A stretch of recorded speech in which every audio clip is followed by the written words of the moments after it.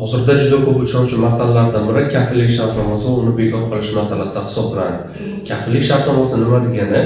Qarzdor o'z majburiyatini bajara olmagan taqdirda kreditor ushbu majburiyatlarni to'g'ridan-to'g'ri kafildan undirish hisoblanadi.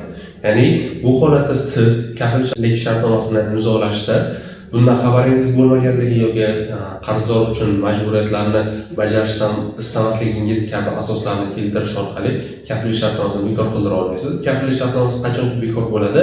Agarda majburiyat bekor bo'ladigan bo'lsa, kafilning ruxsatisiz unga yuklangan majburiyatlar yuklamasi yuqori, ya'ni ko'paytiriladigan bo'lsa, qarzdor o'zgaradigan bo'lsa yoki kreditor ijroni qabul qilishdan bosh tortgan holatlarda kafillik shartnomasi bekor bo'ladi. Bu fuqarolik kodeksida belgilab berilgan. Ammo amaliyotda deyarli bunaqangi holatlar juda kamdan kam uchraydi va umuman deyarli uchramaydi. Siz boshqa asoslarni keltirib, masalan, bundan xabaringiz bo'lmaganligi yoki qarzdorlikni to'lashga sharoitingiz yo'qligi yoki buni istamasligingiz kabi asoslarni keltirish orqali kafillik shartnomasini bekor qila olmaysiz. Shu sababli ham kafillik shartnomasini imzolashda ushbu shartlarga rozi bo'ladigan bo'lsangiz, qarzdor majburiyatini bajara olmagan taqdirda ushbu majburiyatni to'lashga rozi bo'ladigan bo'lsangiz va moliyaviy holatingiz bunga yetarli bo'ladigan bo'lsagina kafillik shartnomasini imzolash lozim bo'ladi. Agarda siz qarzdor majburiyatni bajarmaganligi natijasida ushbu majburiyatning ma'lum bir qismini yoki to'la qismini o'zingizning mablag'ingiz hisobidan qoplaydigan bo'lsangiz, ushbu qilingan xarajatlar, ya'ni majburiyatlarning qancha qismi siz tomoningizdan qoplangan bo'lsa, ushbu qismni aytaylik, majburiyat to'la yakunlangandan keyin kreditorning huquqlari sizga o'tadi va ushbu huquqlar asosida siz qilgan xarajatlaringizni to'lagan majburiyatlaringiz doirasida qarzdordan ushbu summani undirib olishingiz mumkin bo'ladi. Buning uchun sizga kafillik uchun qo'shimcha to'lovlar to'lanishi mumkin va siz buning natijasida yetkazilgan moddiy va ma'naviy zararlarni ham talab qilib olishingiz mumkin bo'ladi. Bu qachonki majburiyat to'la yakunlangan holatlarda bo'ladi. Agarda majburiyat kafillik shartnomasidan tashqari garov bilan ham ta'minlangan bo'lsa, mana bu holatda agar siz ushbu to'lovlarni yoki qarzdor to'lovlarni to'lay olmagan vaqtda undiruvni garov mulkka qaratish to'g'risida yozma shaklda kreditorga murojaat qilishingiz lozim bo'ladi va bu holatda kreditor undiruvni garov mulkka qaratishi mumkin bo'ladi. Ya'ni siz bu holatda ijroni taqdim etgan hisoblanasiz. Agarda kreditor bunga javob bermaydigan bo'lsa yoki undiruvni garov mulkka qaratmaydigan bo'lsa, siz kafillik shartnomasini bekor qilishingiz mumkin bo'ladi.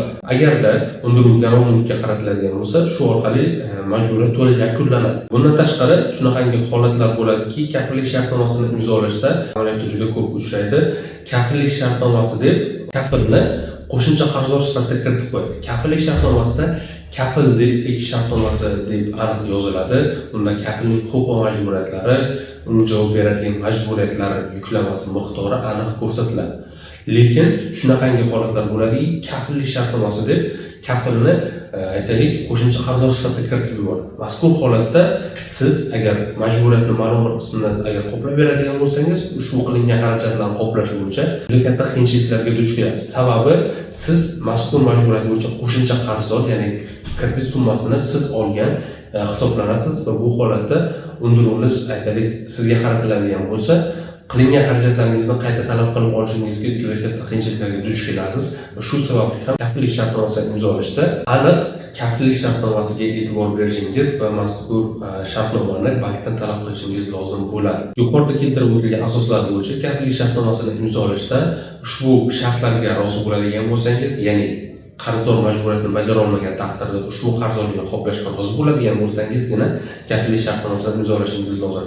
Agarda bunga rozi bo'lmaydigan bo'lsangiz, keyinchalik undiruv sizga qaratilgan vaqtda hech qanaqangi asoslar bilan bu narsani bekor qilib ola olmaysiz. Faqatgina yuqorida aytib o'tilgan asoslar mavjud bo'ladigan bo'lsa, bular amaliyotda deyarli juda kamdan kam uchraydi. Agarda sizga ham xuddi shu kabi huquqiy yordam, shu va shunga o'xshash masalalar bo'yicha yordam kerak bo'ladigan bo'lsa, pastdagi raqamlar orqali biz bilan bog'lanib, masalangizga to'liq qonuniy yechim topishingiz mumkin bo'ladi.